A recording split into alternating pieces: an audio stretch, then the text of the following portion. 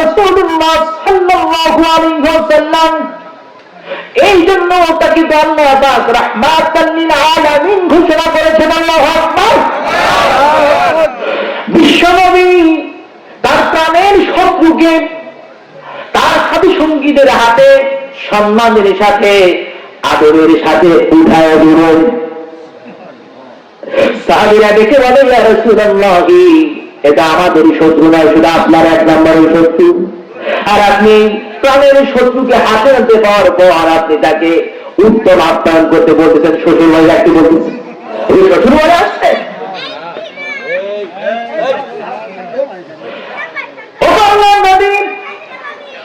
আপনি যে এতটা সহজ সরল যে আপনার শত্রু চেনেন না,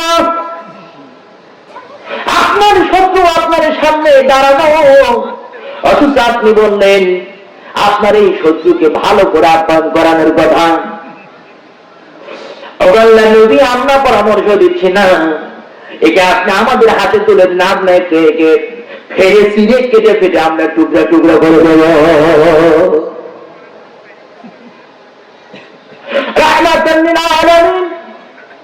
সাথী সঙ্গীদেরকে ডাক দিয়ে বলা, আমার সাথীরা সবাব ও আমার প্রাণের শত্রু হিসাবে এখানে এসে থাকতে পারে, কিন্তু তোমরা তো জানো না, তোমরা জানো না হেদায়েতের মালিক কে। আরে আওয়াজ করে বলুন না, হেদায়েতের মালিক কে? আল্লাহ পাক রব্বুল আলামিন বলেন, ইন্না আলাইনা লাল-হুদা। উম্মাত বান্দারা শুনে রাখো, সমস্ত হেদায়েতের মালিক হলাম আমি আল্লাহ।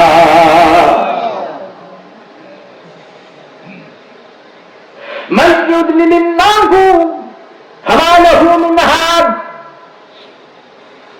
আমি আল্লাহ যাকে গোমরাহ করে দেই, যাকে পথভ্রষ্ট করে দেই, তার জন্য তোমরা এই জমিনের বুকে কোনো সাহায্যকারী, কোনো পথ প্রদর্শক তোমরা খুঁজে পাবে না।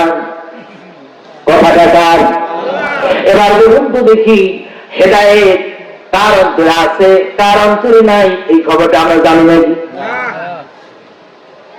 বিশ্বনবী মুহাম্মদ রাসূলুল্লাহ সাল্লাল্লাহু আলাইহি ওয়াসাল্লামের পরিবারস্থ একজন মানুষ।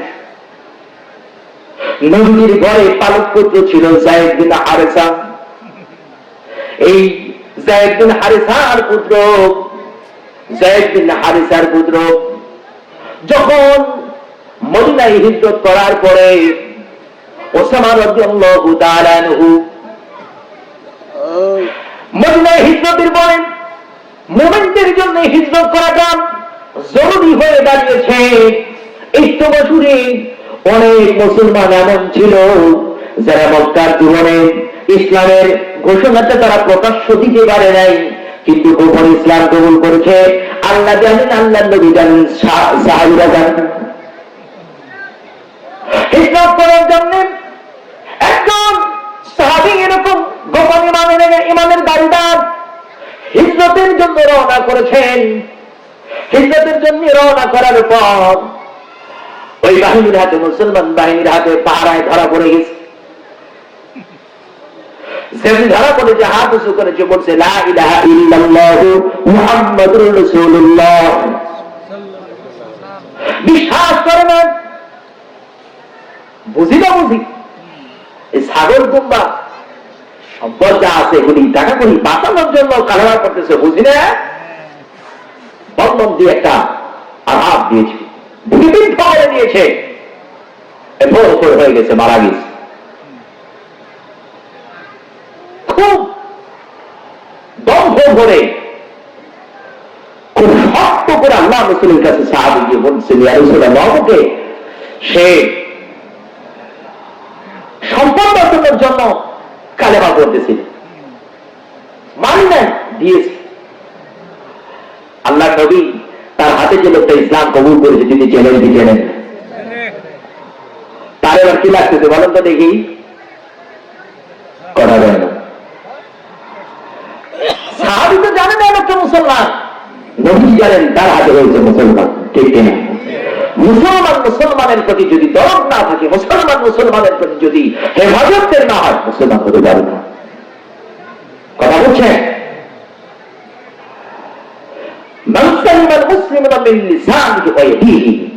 যে মুসলমানের হাত থেকে অপর মুসলমান, তার জবান থেকে অপর মুসলমান যতক্ষণ পর্যন্ত নিরাপত্তার অধিকারী হতে না পারবে, ততক্ষণ পর্যন্ত মুসলমান হওয়া যাবে না। আল্লাহ নবী সাহাবীকে ডাক দিয়ে বললেন, সাহাবী, আতাকতুলুনা রাজুলান,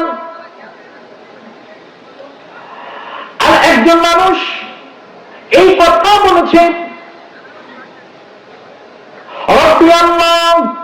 আমার রব আল্লাহ, লা ইলাহা ইল্লাল্লাহু মুহাম্মাদুর রাসূলুল্লাহ। শুধুমাত্র এতটুকু কথা যখন বলল, এরপরে কেন তুমি তাকে হত্যা করলে? তাফসীরের বর্ণনা এসেছে, আল্লাহ নবীজি শুধুমাত্র এতটুকু কথা বলছেন যে আল্লাহর ঘোষণা দিয়েছে, এটা এত সত্য, তুমি তাকে কেন হত্যা করলে? এটাই কি হত্যার একটা কারণ হতে পারে নাকি? এই কথা শোনা মাত্র তার গায়ে জ্বর এসে গেল, কয়েকদিন পর্যন্ত অসুস্থতায় ভুগলেন, সাহাবী মারা গেলেন।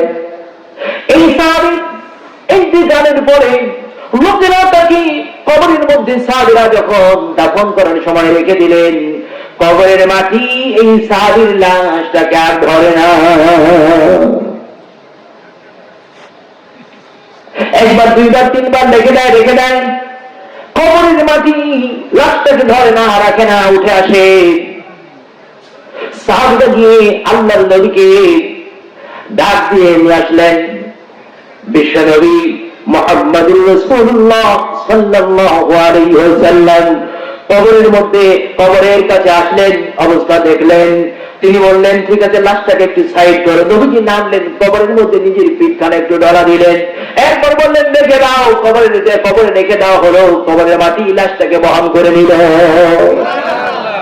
আমার বন্ধুগণ, সবটা ইঙ্গিত আপনাদেরকে দিয়ে যাই। বন্ধুগণ, খেয়াল করুন, আল্লাহ নবীর সাথে জামাতে নামাজ আদায় করেছেন, আল্লাহ নবীর সাথে রুকু করেছেন, সিজদা করেছেন, দিন প্রতিষ্ঠার কাজ করেছেন।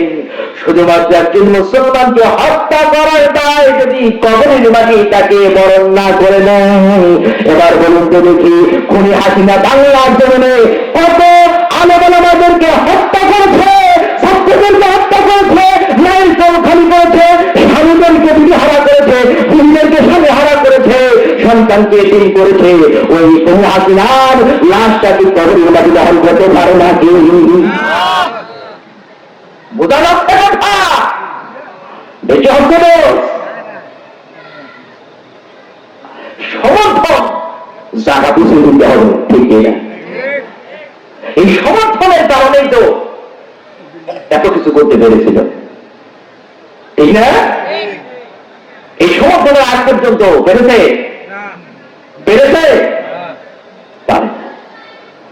দেখুন, আর সমর্থন নাই। আজকে মানবাড়ি দিন দিকে বাড়াইছে। কি কথা কি আপনারা বুঝতেছেন? খারাপ লাগতেছে? কথা পেতে গেলে একটু আধটু বলতেই হবে। হক তো আদায় হবে না, হক আদায় হবে না। আপনি সঠিকটা বুঝছেন না, সঠিক ইসলামের দাওয়াত আপনার কাছে না পৌঁছার কারণে আপনি বিভ্রান্ত হয়ে এই জাতীয় শয়তানদের সমর্থন করেন।